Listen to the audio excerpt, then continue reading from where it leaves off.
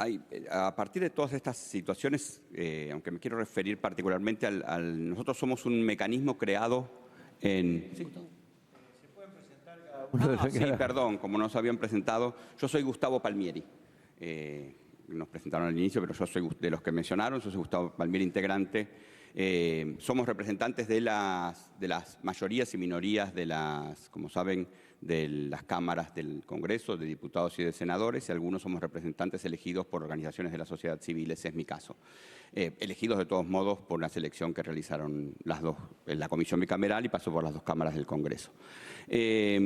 Nosotros somos un organismo que está armado en cumplimiento de un tratado, o sea, somos un organismo de tratado internacional. En este caso, como bien se mencionó, el OPCAT, el protocolo optativo, el protocolo facultativo, del Comité contra la Tortura.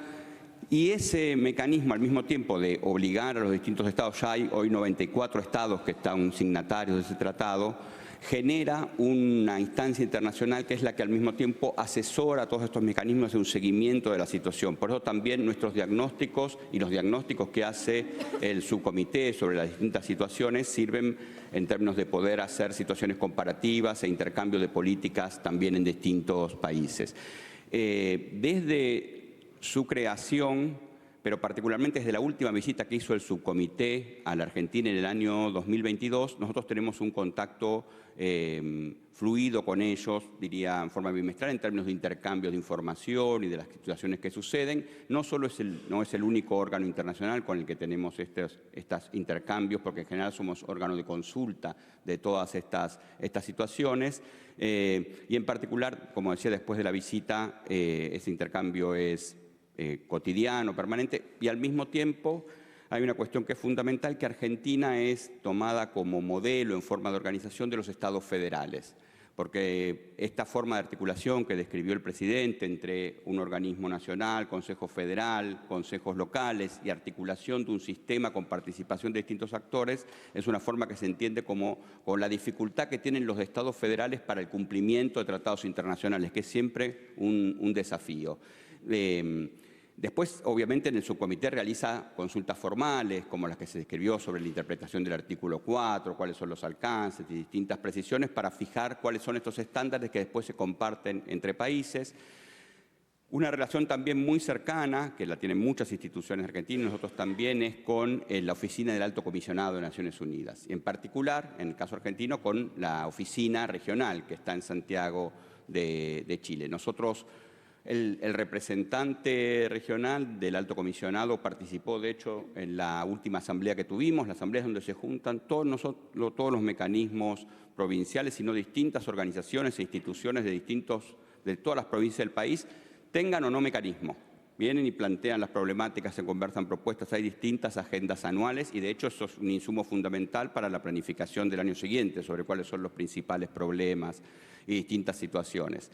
De hecho, con la oficina, a partir de describir esto, con la Oficina del Alto Comisionado organizamos una primera capacitación para fiscales de todo el país en Córdoba en el año 2023 y gracias al apoyo contamos con la presencia del relator de ejecuciones extrajudiciales, que es quien tenía uno de estos protocolos, y obviamente también trabajamos con la relatora de Naciones Unidas, la relatora especial de Naciones Unidas para la prevención de la tortura, o contra la tortura, ese es el nombre exacto. Y como bien se mencionaba, algunas de las cuestiones que se generaron en Argentina, como esta guía para la prevención de la tortura en manifestaciones públicas, ha sido tomada y ha sido prolongada en la forma que hicimos por la relatora especial de Derecho o Libertad, como se dice, de Reunión Pacífica y Asamblea. Esto ha sido fundamental porque es una manera en que se ha generado esta cuestión de cómo monitorear estas situaciones especiales y cómo prevenir las torturas específicas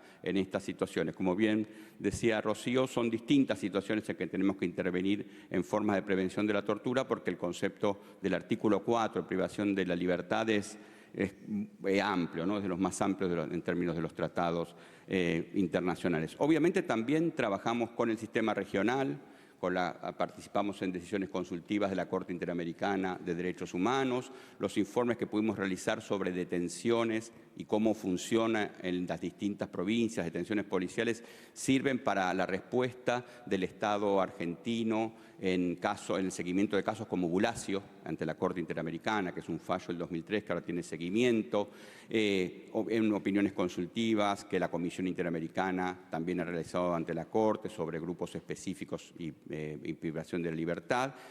Y obviamente también con los otros organismos regionales, en particular los organismos nacionales. En la región hay muchos países que han firmado en América Latina el protocolo facultativo y han conformado sus mecanismos nacionales. Y estamos entonces en relación con todos ellos, tenemos una red en esa línea con intercambios de distintas problemáticas. Esas redes son fundamentales y también consisten con los mecanismos europeos, que son también fuertes y algunos tienen distintas tradiciones. Fueron, por ejemplo, fundamentales para intercambios quincenales en redes durante la época de la pandemia y saber cómo se resolvían estas situaciones y dónde se daban problemáticas. Recordemos que en algunos países de la región la cantidad de fallecidos o situaciones de violencia en pandemia fueron particularmente graves.